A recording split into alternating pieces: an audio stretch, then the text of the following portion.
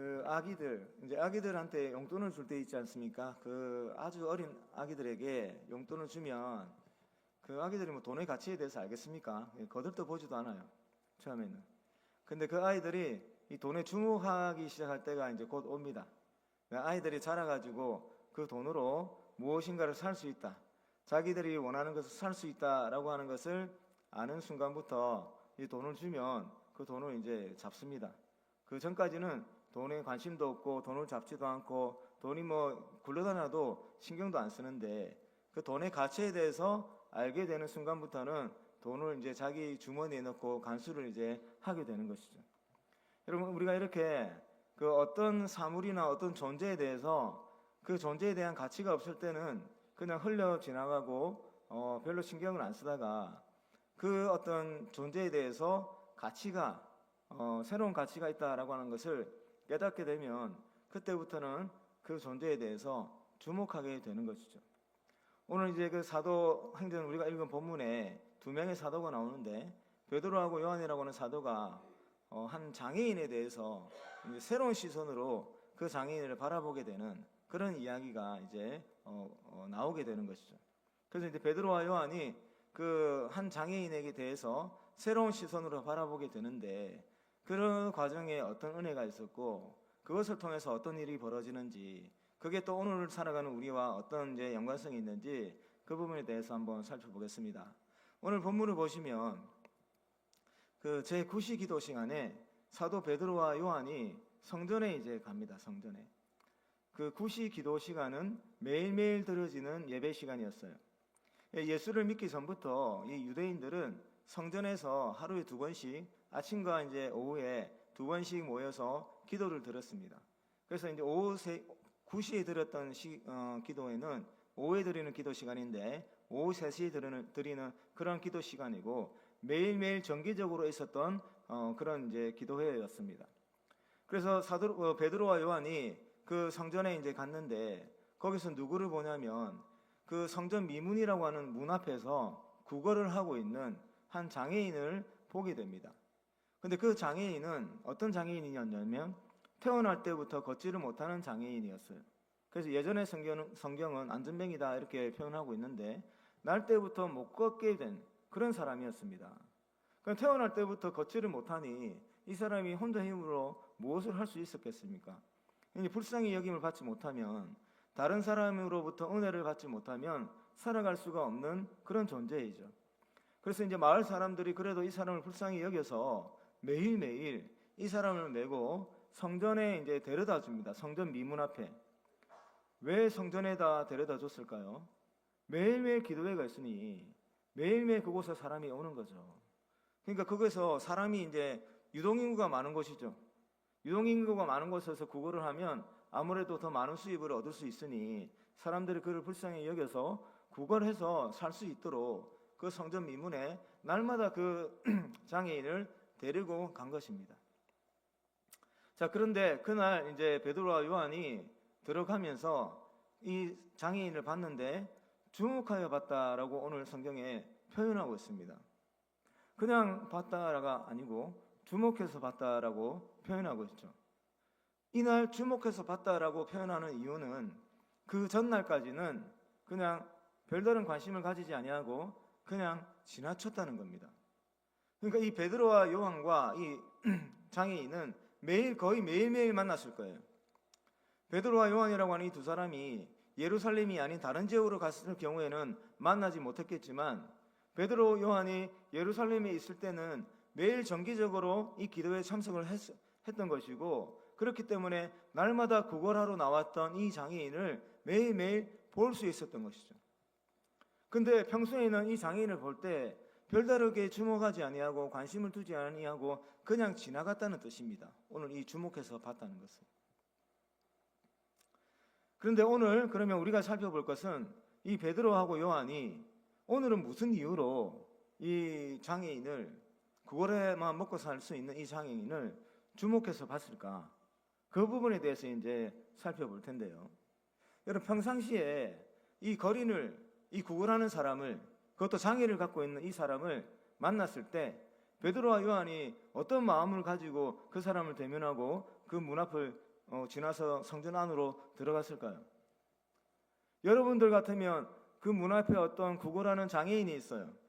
그 장애인을 매일매일 마주하게 될 때 어떤 마음이 들겠습니까? 우리 선일교회 그 성도님들과 청년들은 이 주님을 닮아서 이 선한 마음이 가득하잖아요. 그래서 그 이제 구걸하는 사람들에게 많이 이제 베풀어 이제 줬을 겁니다. 많이 베풀어 줬을 겁니다. 근데 여러분, 이 또 하루 이틀이지 않습니까? 하루 이틀이죠. 그리고 또 살다 보면 우리의 주머니 사정도 이제 안 좋을 때도 있지 않습니까? 그리고 매일매일 만나다 보면 이건 한도 끝도 없는 거예요. 언제까지, 어느 정도까지 내가 과연 저 사람을 도울 수 있을까? 아니, 내가 도와주면 저 사람의 그 인생에는 좀 더 나아질 수 있는 희망이 있을까? 그런 생각을 가질 수밖에 없습니다. 그래서 처음에 이제 불쌍한 사람들을 만날 때는 좀 어떤 선한 마음으로 이제 도와주죠.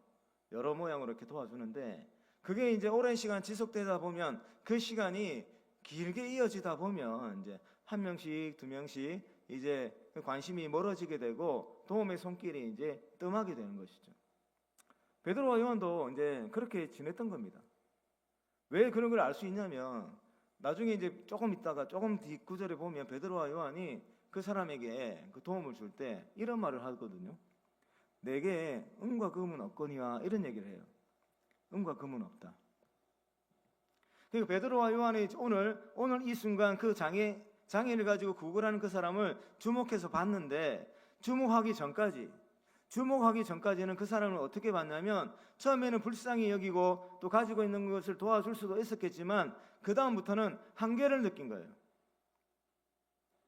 두 가지 측면에서 한계를 느낀 겁니다. 그 장애를 가지고 구걸하는 사람의 인생에 절대로 다시 그 사람이 희망 올라설 수 없다라고 하는, 그 사람을 바라보면서 한계를 느끼는 것이고, 또 다른 한계는 자기 자신이 가지고 있는 그것에서 한계를 느끼는 겁니다. 두 가지 측면에서 다 한계를 느끼는 거예요. 그러니 관심을 가져봤자 마음만 괴로운 거예요. 도와주고 싶지만 한계가 있기 때문에 괜히 그 사람에게 가까이 가봐야 더 이상 해주지 못하는 것에 그 마음이 아프고 마음이 어렵고 근심 걱정만 생기게 되니 그 사람을 멀리하게 되는 거고, 이제 관심을 가지기 싫은 거고, 그냥 있어도 항상 그냥 이제는 없는 사람처럼 지나가게 되는 것이죠. 주목하기 전까지는 이제 베드로와 요한이 이렇게 그 서로의 만남을 이렇게 이제 지나갔던 겁니다.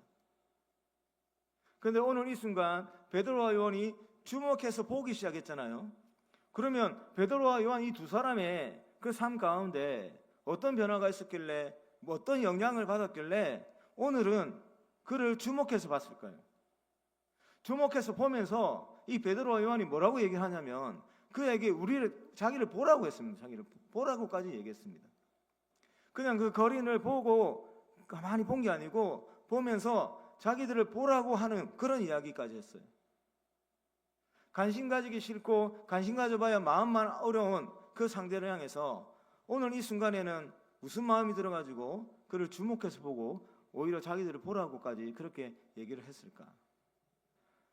앞에 중요한 사건이 하나 있었는데, 사도행전 2장에서 그 사도들이 성령의 충만함을 받게 되는 그런 역사가 일어났습니다.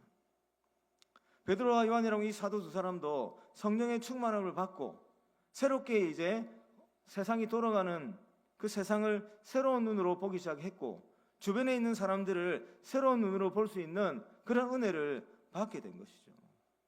특별히 여러분, 성령의 충만함을 받았다 했을 때, 그러면 이제 성령의 인도하심을 받는 삶이 시작이 된 건데, 성령님께서 하시는 그 사역 중에 가장 중요한 사역이 있는데, 그 대표적인 게 예수님을 믿게 하는 사역입니다.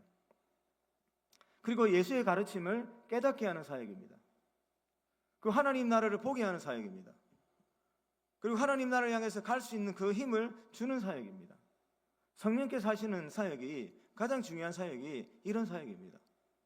그런 성령의 충만함을 받고 이제 그 장애를 가지고 구걸하는 사람을 봤단 말이에요. 그 사람을 봤을 때 이제 뭐가 눈에 들어오겠습니까? 예전에는 그 한계가 눈에 들어왔어요. 저 사람 인생 내가 좀 도와준다고 해서 뭐가 달라지겠나? 지금까지 내가 빵을 한 조각을 주고 빵을 두 조각을 주고 했지만 저 사람 인생이 뭐가 달라졌나? 장애가 나아지나 아니면 구걸해서 살아야 되는 그 인생이 나아지나 이런 생각을 하면 여러분 그냥 힘이 쭉 빠지는 거예요. 그리고 그렇게 이제 하나씩 주다 보면 우리가 가진 것도 없기 때문에 거기에도 한계가 미쳐서 내게 은과 금이 없는데 그렇기 때문에 나는 더 이상 저 사람에게 무엇인가를 더 이상의 해줄 여력이 없다 이렇게 생각을 했는데 이제 성령의 충만함을 받고 보니 그 사람을 바라볼 때 그 사람이 진정 필요한 게 무엇인가가 이제 더 분명하게 파악이 된 거예요. 장애를 가지고 구걸하는 그 거린을 봤는데 그 사람에게 진짜 필요한 게 빵이 아니에요. 그 사람에게 진짜로 필요한 게 금과 은이 아니었어요. 성령의 충만함을 받고 베드로가 요한이 그 한 생명을 바라보니 그에게 정말로 필요한 것은 새로운 생명을 찾는 그 길, 예수 그리스도였습니다. 그런데 그 예수는 자기들이 갖고 있잖아요. 은과 금은 갖고 있지 않았는데 이제 새로운 눈으로 그 사람을 보니 그 사람이 예수를 만나기만 하면 새로운 생명을 얻을 수가 있는 거예요. 이제 소망 없이 희망 없이 살아가는 그 한 사람이 예수를 만나게 되면 새로운 삶을 살 수 있다라고 하는 그 장애를 가지고 구걸하고 있는 그 사람에게서도 새로운 이제 가능성, 새로운 희망, 새로운 인생을 발견했어요. 그런데 그 사람이 그렇게 살 수 있도록 자기들이 도울 수 있는 그 재산을 가지고 있는데 그게 바로 예수 그리스도였어요. 그것을 깨닫고 나니 주목해서 보기 시작한 겁니다. 그리고 여러분 또 한 가지가 있는데 성령의 충만함을 받으니 예수님과 함께 했던 생활, 함께 하면서 예수님으로부터 배웠던 여러 가지 그런 가르침들이 더 분명하게 기억이 나고 그 본질적인 의미가 무엇인지 더 이제 확실하게 알게 되었죠. 사도들이 예수님과 함께 다니면서 기적을 좀 많이 체험했습니까? 특별히 오늘 일어나는 이 기적, 조금 있다가 이 베드로와 요한이 이 안전뱅이를 일으키지 않습니까? 일으키는데 이 비슷한 이제 그 사건들이 예전에 있었어요. 마가복음 그 2장에 보면 중풍병자가 나오지 않습니까? 중풍병자를 사람들이 메고 왔는데 그 중풍병자가 그 사람들이 가득 차서 예수님이 계신 방으로 들어가지 못할 때 그 네 사람이 이 중풍병자를 메고 집 옥상으로 올라가가지고 옥상에서 지붕을 뜯어가지고 밑으로 내렸을 때 예수님께서 이 사람을 깨끗하게 되었다라고 하면서 고쳐주셨죠. 그게 본질적인 의미가 무엇인지를 이제 사도들이 정확하게 깨달은 겁니다. 그러니 이 사람의 영혼 구원뿐만 아니라 이 지금 장애를 가지고 구걸하는 이 한 사람이 예수를 만나게 되면 그가 영원한 생명을 얻게 될 뿐만 아니라 지금 그가 가지고 있는 영육간의 문제를 예수 그리스도를 통해서 치유받고 회복될 수 있다라고 하는 또 새로운 가능성을 확신하게 된 겁니다. 그래서 이 베드로와 요한이 너무너무 무모한 그런 이제 도전을 한 것이죠. 얼마나 무모한 도전입니까? 그 사람 보고 이제 뭐 우리가 하는 것처럼 예수님 믿으면 구원을 얻는다 이 정도 선에서 머무는 게 아니라 바로 예수의 이름으로 선포를 합니다. 선포를 해가지고 어떤 일이 벌어집니까? 이 못 걷게 되었던 태어날 때부터 불구자였던 이 사람이 그 발목에 힘이 들어가가지고 일어나가지고 걷기도 하고 뛰기도 하면서 하나님을 찬송하게 되는 그런 역사가 일어나게 된 것이죠. 여러분 만약에 베드로와 요한이 이 사람을 주목하지 않고 그냥 평상시대로 지나갔다면 이 사람은 내일도 그렇고 모레도 그렇고 계속해서 그곳에 앉아가지고 성전 앞에서 예수 그리스도를 상징하는 성전 앞에 나왔음에도 불구하고 예수를 통해서 얻어지는 새로운 생명과 그 인생의 그 완전한 어떤 역전의 인생은 경험도 해보지 못하고 계속해서 절망 가운데서 구걸하면서 죽은 자처럼 살았어야 될 겁니다. 근데 이 베드로와 요한이 시선이 바뀌었어요. 사람을 보는 시선이 바뀌었습니다. 세상을 꿰뚫어 보는 통찰력이 생겼습니다. 하나님의 뜻대로 운행하고 하나님이 그 다스려 나가시는 세상을 보기 시작했습니다. 예수를 통해서 한 생명이 어떻게 변화될 수 있는지, 예수를 통해서 세상이 어떻게 변화될 수가 있는지, 예수를 통해서 어떤 역사들이 일어나는지, 정말로 그 궁핍하게 살아가고 장애를 가지고 살아가는 사람에게 정말로 필요한 것이 무엇인지를 정말 이제 꿰뚫어 보고 그것을 이제 나눠주는 그런 존재가 된 것이죠. 사랑하는 성도 여러분, 여러분들의 가치관과 여러분들의 시선이 변화될 수 있는, 변화된 시선으로 사람들을 바라보고 변화된 시선으로 세상을 바라볼 수 있는 은혜가 있기를 바랍니다. 여러분, 이런 예수 그리스도를 통해서 우리가 가질 수 있는 새로운 시선은 한 사람을 완전히 새롭게 변화시키고 그 사람을 통해서 세상이 또 완전히 새롭게 변화되는 것입니다. 여러분, 그 이기풍 목사님 잘 아실 텐데, 이기풍 목사님이라고도 부르고 이기풍 선교사님이라고도 부르죠. 이분이 어떤 분이냐면 우리나라에서 장로교, 우리가 이제 속한 장로교에서 최초로 1907년에 첫 번째 목사님들이 배출이 됩니다. 7분의 목사님들이. 평양에 있는 신학교, 장로의 신학교에서 최초의 졸업생들이 1907년도에 배출이 되는데, 그때 목사 안수를 받게 되는 7분 중에 한 분이 이기풍 목사님이 있습니다. 근데 우리나라 참 특이한 어떤 케이스가 많은데, 최초의 그 7분이 목사 안수를 이제 목사님들이 안수를 받게 되는데, 그 중에서 첫 번째 선교사가 나오는데 그분이 바로 이기풍 선교사님이에요. 최초의 목사님들이 1907년도에 나왔는데 바로 이듬해 1908년에 이분이 제주도 선교사로 파송되어서 제주도로 들어가게 됩니다. 선교사 한 명 배출하는 게 얼마나 어렵습니까? 목사님들이 처음에 생겼는데 거기서도 1호 선교사님이 나왔습니다. 근데 그 당시에는 제주도로 안 하고 탐라국이라고 했대요. 탐라국. 그래서 이분이 이제 졸업하는 가운데 한 그 외국에서 오신 선교사님의 말씀을 듣다가 도전을 받아가지고 제주도 선교사로 내가 가겠다라고 해서 손을 들고 결정을 했는데, 막상 제주도 가는 게 보통 일이 아니었습니다, 여러분. 이기풍 선교사님이 가시기 전에 그 제주도에 천주교인들이 학살되는 사건도 있었고요. 제주도에 가는데 배편이 그렇게 좋은 배가 별로 없었대요. 그래서 허름한 이제 목선 타고 가다가 뭐 반 이상은 난파되어 가지고 여러 명의 사람들이 죽고하는 일이 빈번했다고 합니다. 그런데 이제 그런 것을 다 감안하고 일단 혼자 먼저 들어가세요. 가족들은 목포에 잠깐 이제 두고 제주도에 가서 살 집도 구하고 다시 와서 가족들을 이제 데리고 가시려고 혼자 제주도에 가시는데, 아니나 다를까 제주도 가는 길에 추자도에서 배가 그 풍랑을 만나가지고 파신을 되어가지고 물에 빠져 죽을 뻔하죠.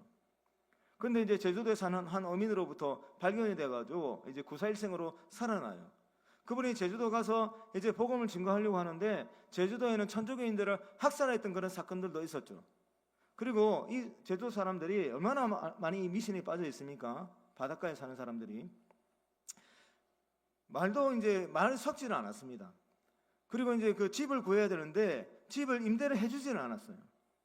그러니까 이제 이기풍 선교사님이 지낼 데가 없으니까 그 산 기슭에 가가지고 산 기슭에서 풀밭에서 자면서 생활을 하고, 먹을 것이 없으니 굶기를 정말 여러 날을 굶는 그런 생활을 반복하고, 사람들을 만나려고 하면 도망가고, 어떤 무리들은 돌을 던지고 하는 일들이 매일같이 반복이 되었다고 합니다.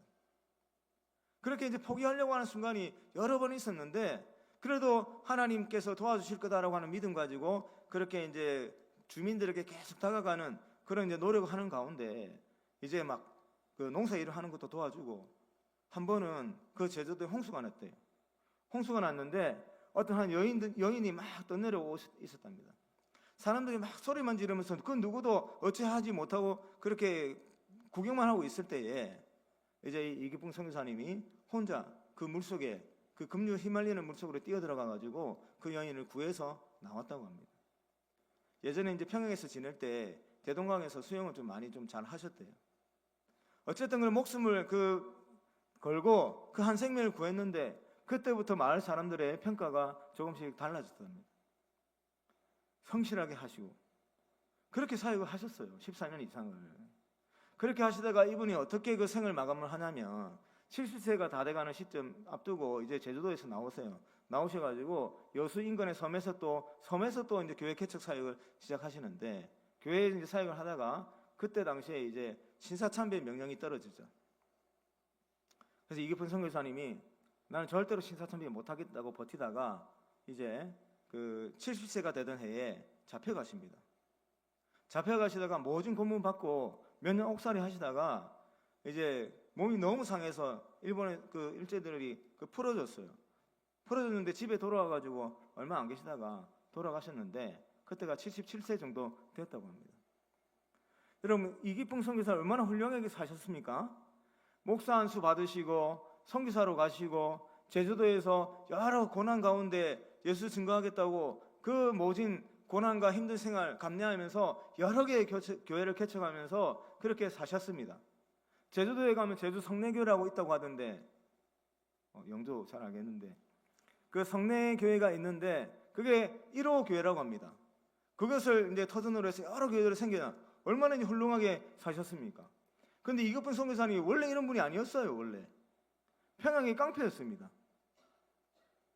평양에서 얼마나 그 험악한 깡패였냐면 매일같이 술을 마시고 싸움을 일삼는 그런 깡패였답니다. 사람들을 가리지 않고 싸웠답니다. 하루는 평양에 어떤 그 관리가 이제 지나가는데 술을 먹고 취해가지고 그 관리를 시비 걸고 싸우다가 그 관리를 이제 폭행을 한 거예요. 그래갖고 잡혀 들어가가지고 석 달을 옥살이하고 나온 적도 있고요. 또 이제 그때 이제 그 1900년도 그때쯤에 선교사님들이 오셔가지고 평양에 이제 여러 선교사님들이 그 전도 사역을 하고 있을 텐데 그 사무엘 마페스라고 하는 그 선교사님 계시거든요. 마포 3년이라고 하는 한국 이름 가지고 계신 선교사님 계시는데 그 선교사님이 전도할 때는 돌을 얼굴에 정면으로 던져가지고 이 턱이 깨졌습니다. 그 선교 턱이 깨져갖고 땅에 피를 철철 흘리기까지 하는 그런 이제 그 폭행도 했던 사람이었죠. 그때 당시에 그 이기풍 선교사님은 마음 가운데 이 원망과 증오로 가득 찼대요. 형편없는 나라의 모습을 보면서 그 외세의 침략을 당하고 번번이 거기에 대응하지 못하고 백성들은 힘없이 살아가는 수탈당하고 살아가는 그런 형편없는 나라의 모습을 보면서 이 마음 가운데 이 혈기, 젊은 청년의 혈기가 가득 찼던 거예요. 원망과 증오로 가득 찼던 거예요. 그리고 그런 나라에 들어와가지고 외국인들이 들어와가지고 때로는 그 조선과 전쟁을 벌이기도 하고 또 무슨 종교인지는 모르겠지만 그 서양의 종교를 가지고 전도하는 그 사람들 너무너무 싫었답니다. 그때 당시에 이기풍 선교사는 원망과 불평과 증오로 가득 찬 시선으로 세상을 바라봤던 거예요. 그런데 예수 그리스도를 사랑하고 하나님을 사랑하는 주의 선교사들이 이 땅에 들어와가지고 그 선교사님들도 이 이기풍이라고 하는 청년을 다른 시선으로 바라본 거예요. 세상이 이기풍을 바라보는 시선이 아니라 하나님의 시선으로 이기풍 선교사를 바라봤습니다. 그래서 이기풍 선교사가 나중에 꿈에서 사도 바울과 너무나도 똑같은 꿈을 꾸는 거예요. 주님이 찾아와가지고 기풍아 너 왜 나를 박해하느냐 이렇게 물어보더랍니다. 너는 나를 증거할 자다 이렇게 하는 주님의 음성을 듣고 꿈을 꿨죠. 그러면서 선교사를 찾아갔고 나중에는 자기가 얼마나 악한 자인지를 깨닫고 회개하고 그 평양에서 그 마포 3열 선교사를 만나가지고 가서 그렇게 잘못했다고 울면서 용서를 구하는 그런 일들이 있었죠. 그런 선교사님들이 이기풍이라고 하는 청년을 다른 시선으로 바라보고 하나님의 시선으로 바라보고 그에게 예수 그리스도 증거했을 때 이 이기풍이라고 하는 깡패가 얼마나 신실하고 선한 하나님의 사람으로 변화되었습니까? 얼마나 신실한 주의 선교사로 변화가 되었습니까? 얼마나 신실한 주의 목회자로 변화가 되었습니까? 그래서 미신이 창궐하고 우상으로 가득했던 그 제주도에 주님의 이름을 증거하고 교회를 세워나가는 그런 사역을 감당할 수가 있었고 이분은 돌아가시는 그 순간에도 무엇이 정말 가치가 있는 것인지를 몸소 우리에게 생명을 걸고 보여주신 너무나도 귀한 신앙의 선배로서 우리에게 그 역할을 다 하셨던 겁니다. 그러니까 하나님께 은혜를 받은 한 사람이 새로운 시선으로 누군가를 바라보고 그에게 생명의 길을 전해줬을 때 그 사람도 그가 지금까지 갖고 있던 시선이 바뀌는 거예요. 원망으로 바라보는 시선이 바뀌는 거예요. 증오로 바라봤던 시선이 바뀌는 거예요. 분노로 바라봤던 시선이 바뀌는 거예요. 그 시선이 싹 사라지고 하나님의 사랑과 하나님의 계획과 하나님의 뜻이 우리 마음 가운데 채워져서 그것이 우리가 바라보는 그 시선이 되는 겁니다. 사랑하는 성도 여러분, 우리 청년 여러분, 주님의 시선으로 세상을 바라볼 수 있기를 바랍니다. 이 시선으로 바라보면 이제 주변의 사람들이 조금씩 다르게 보일 거예요. 우리 특별히 또 해마다 그 세계민 초청주의를 앞두고 전도에 힘쓰자고 많이 하지 않습니까? 매일매일 우리가 이런 전도를 해야 되는데 특별히 또 이런 사역이 이제 준비하게 되었으니 한번 주변을 한번 다시 한번 살펴보십시오. 그냥 무심코 지나왔던 사람들이 누구였는가? 베드로와 요한이 무심코 지나갔던 그 장애를 가진 거린 매일매일 무심코 지나갔잖아요. 우리 주변에도 그런 사람이 있단 말이에요. 우리 부모님이 그런 사람이 될 수도 있고, 우리 형제 자매가 그런 사람이 될 수도 있고, 우리 친구들과 함께하는 동료들이 무심코 지나가는 사람들이란 말이에요. 우리가 그들을 왜 무심코 지나갑니까? 그 사람 바라보니까 희망이 없거든요. 그 사람 바라보니까 가능성이 없어요. 그렇다고 나한테 가능성이 있는 것도 아니에요. 그 사람이 정말 세상에서 필요로 하는 것도 내가 줄 수가 없어요. 세상에서 겪고 있는 문제에 내가 도움을 줄 수가 없어요. 그 사람에게도 가능성이 없고 내게도 가능성이 없는데, 여러분, 그 가운데, 그와 나 사이에 그 가운데 예수 그리스도를 모시고 오세요. 주님을 가운데 놓고 보시면 그에게도 가능성이 생기고 저에게도, 우리 자신에게도 가능성이 생기는 거예요. 여러분, 베드로와 요한이 그 사람을 바라봤을 때 자기들의 시선이었겠습니까? 그들의 시선이었겠습니까? 하나님의 시선이었죠.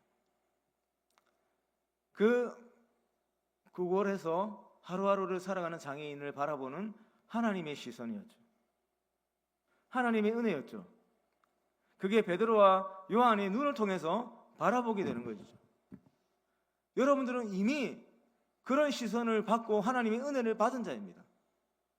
여러분들에게 예수 믿자고 찾아가신 분들 다 하나님의 시선으로 여러분들을 새롭게 바라봤던 그런 분들입니다. 저에게도 교회 한번 가보라고, 예수 한번 믿어보라고 예수를 소개했던 그 많은 분들 다 하나님의 시선으로 제게 다가왔고 하나님의 시선으로 저를 쳐다봤던 거예요. 그 하나님의 시선이 있었기에 저도 예수를 만나게 되고 새로운 삶에 대한 희망을 가지고 살아가고 있는 것이고, 여러분도 예수를 만나서 새로운 생명에 대한 그 소망을 가지고 지금 살아가고 있는 것이죠. 여러분, 지금까지 무심코 지나갔던 사람들이 분명히 많이 있습니다. 그분들에게 새로운 시선, 새로운 그 마음가짐으로 다시 한번 쳐다보시길 바랍니다. 다시 한번 주목해서 보시길 바랍니다. 주목하다, 영어 성경 찾아보니까 그의 눈동자를 거기에 고정했다, 그렇게 이제 기록되어 있더라고요. 여러분들 시선을 지금까지 그냥 무심히 지나갔던, 희망이 없어 보이던, 가능성이 없어 보이는 그런 사람들에게 다시 주목해서 볼 수 있는 은혜가 있기를 바랍니다. 그리고 그에게 정말로 필요한 것은 다른 그 어떤 것보다 가장 중요한 것은 예수님이세요. 주목해서 바라보면서 여러분들 주변에 있는 한 사람 한 사람에게 정말로 필요한 생명을 얻게 하는 예수 그리스도를 증거할 수 있기를 바랍니다. 그래서 그의 인생이 다시 생명력이 넘쳐나게 되는, 벌떡 일어서게 되는, 죽은 자가 살아나는 것과 같은 그런 생명의 역사를 여러분들이 전하며 살아갈 수 있기를 주의 이름으로 축원합니다.